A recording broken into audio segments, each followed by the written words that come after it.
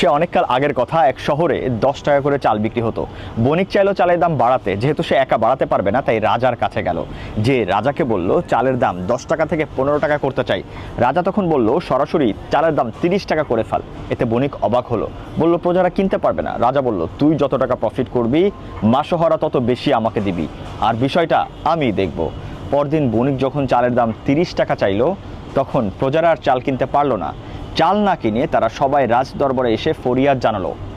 রাজা তখন বণিককে ডেকে খুব অপমান করে বলল, তুই কি চাস? আমার প্রজাদেরকে লুটতে 10 টাকার চাল 30 টাকায় বিক্রি করতে চাস? প্রজারা যেন না খেয়ে মারা যায় সেটা চাস? কালকে থেকে চাল 20 টাকা করে বিক্রি করবি। এতে প্রজারা খুশি হয়ে গেল, বণিকও খুশি হলো, আর রাজাও। আগেরকার যুগে এভাবে রাজা আর বণিক মিলে প্রজাদেরকে লুট করত, আর বর্তমান যুগে বড় বড় কর্পোরেটস